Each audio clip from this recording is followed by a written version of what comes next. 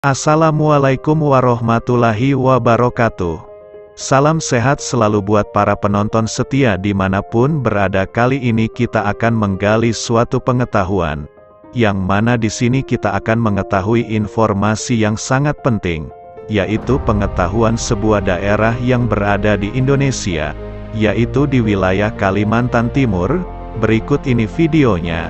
Tapi sebelum itu jangan lupa tekan tombol subscribe-nya agar selalu mengikuti video terbaru dari kami dan tinggalkan like Anda dan beserta komen Anda. Jika video ini sangat bermanfaat, maka silahkan bantu untuk share video ini. Terima kasih.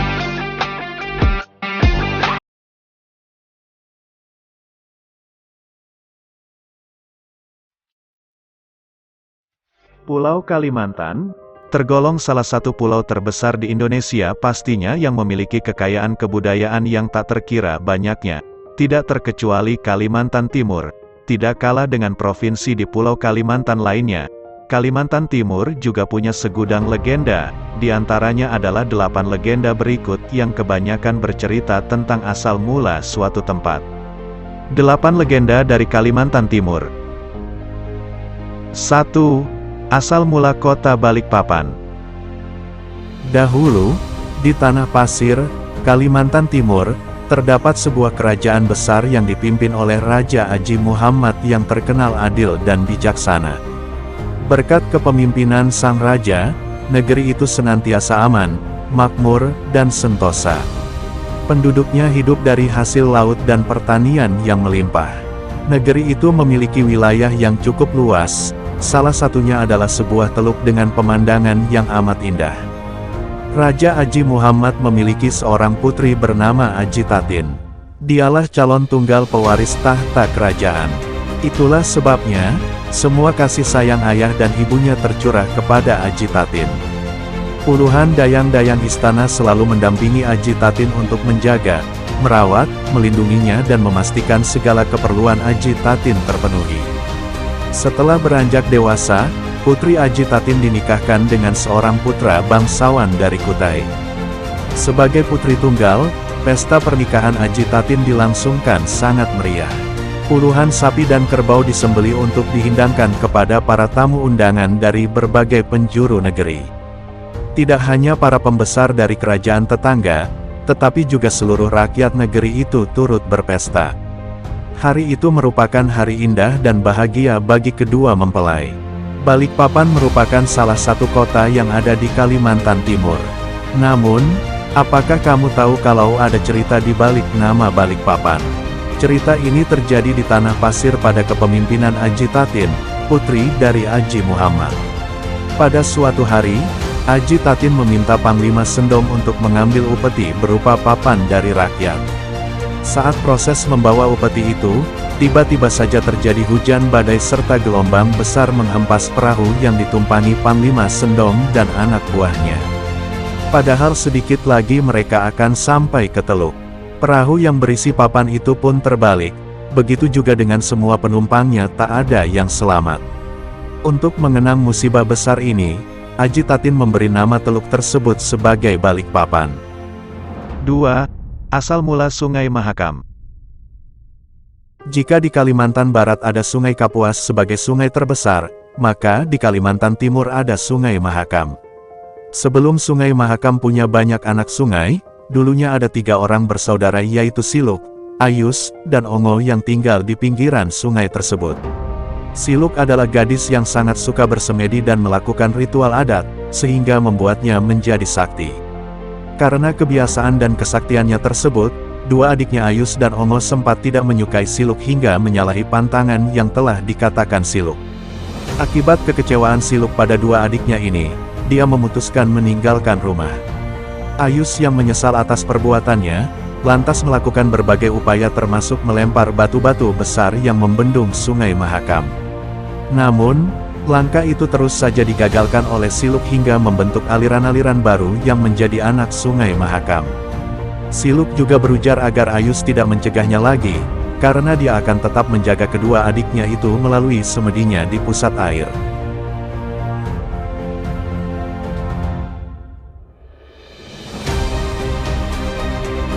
3. Asal mula Danau Lipan. Danau Lipan sebenarnya adalah dataran luas dan bukan sebuah danau seperti namanya. Asal mula terjadinya dipercayai bermula pada masa kepemimpinan seorang ratu Aji berdarah putih yang suka mengunyah sirih. Suatu hari, datanglah seorang raja Cina yang melamar Aji berdarah putih. Aji menolak lamaran dari raja tersebut meski dia memiliki banyak kekayaan. Ini tentu membuat si raja Cina murka dan akhirnya memulai penyerangan dari arah laut. Banyak sekali pasukan dari Aji berdarah yang tewas. Sempat putus asa, dia pun berdoa kepada Tuhan agar sirih yang dia kunyah berubah menjadi lipan yang dapat membunuh orang-orang Cina itu. Permintaannya pun terkabul. Raja Cina dan pasukannya tewas seketika oleh lipan-lipan itu. Laut tempat Raja Cina menyerang itu pun berubah menjadi daratan dan kini disebut sebagai Danau Lipan. Sayangnya, Aji berdarah putih menghilang selepas kejadian itu dan tidak diketahui kemana hilangnya. 4. Asal-usul Raja Suku Tunjung Kutai. Asal mula Raja Suku Tunjung Kutai ini sebenarnya merupakan silsilah yang sangat panjang. Namun, apabila dikisahkan secara singkat, kisah ini adalah kisah keturunan dari Aji Julur Jiangkat dan Mak Bundar yang merupakan keturunan dari Kahyangan. Setelah pernikahan itu, mereka dikaruniai 4 anak laki-laki. Tiba saat Aji Julur sedang sakit dan memutuskan untuk mewariskan tahta kerajaannya. Dia mengadakan sayembara untuk 4 anaknya. Barang siapa yang berhasil menyeberangi sungai dengan membawa gong sebanyak 7 kali, maka dia akan menjadi raja. Ternyata, anak bungsu dari Aji lah yang memenangkan sayembara itu bernama Puncan Karna.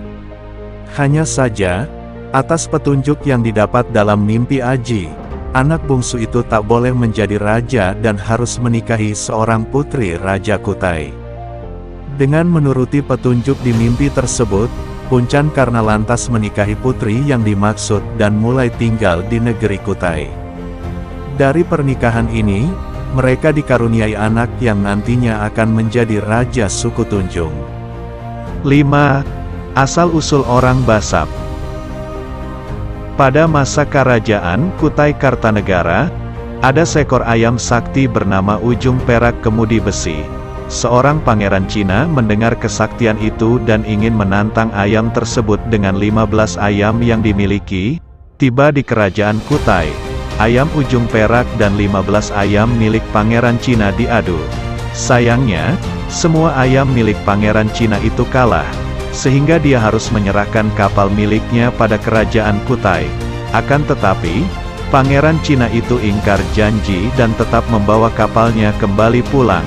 Akibat perilakunya yang ingkar janji ini, kapal pangeran Cina ini diterpa angin puting beliung hingga membuat kapalnya pecah. Ada yang mengatakan jika pangeran Cina ini masih selamat dan tinggal di perkampungan suku Dayak Punan. Konon, dia juga menikah dengan wanita di suku tersebut, dan oleh karenanya anak keturunannya disebut sebagai orang Basab, yaitu keturunan Cina dan Dayak Punan. 6. Legenda Sungai Kerbau Keramat.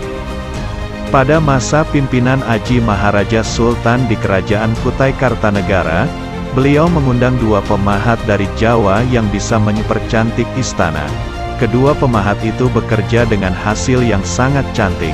Tetapi, beberapa pejabat istana justru ingin menyingkirkan mereka karena merasa iri. Difitnahlah mereka berdua oleh para pejabat itu. Atas fitnah yang diberikan, 2 pemahat dihukum gantung.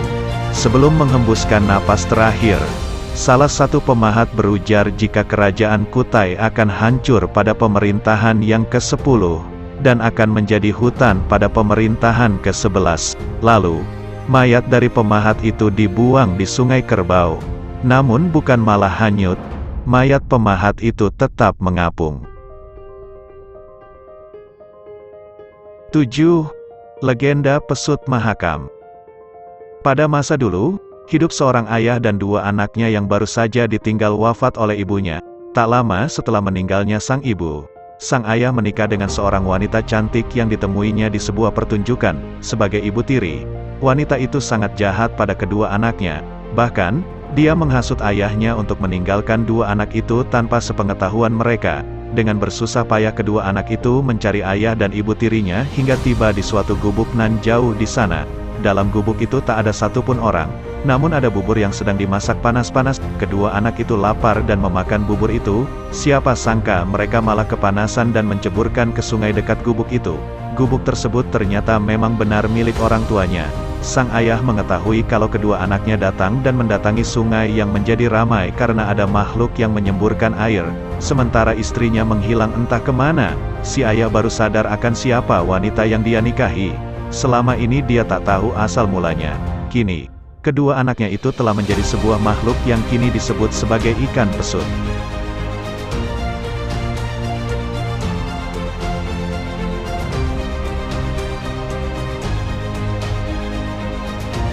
Delapan, Legenda Nyapu dan Moret.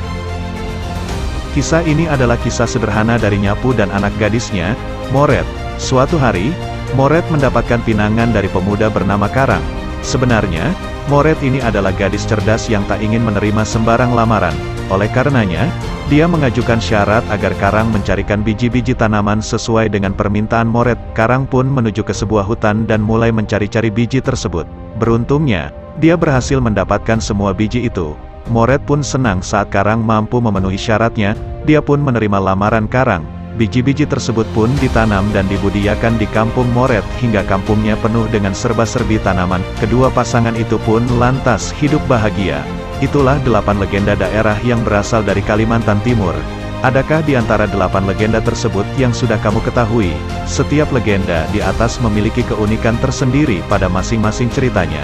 Sekaligus legenda-legenda tersebut juga menggambarkan bagaimana kebudayaan di Kalimantan Timur bermula.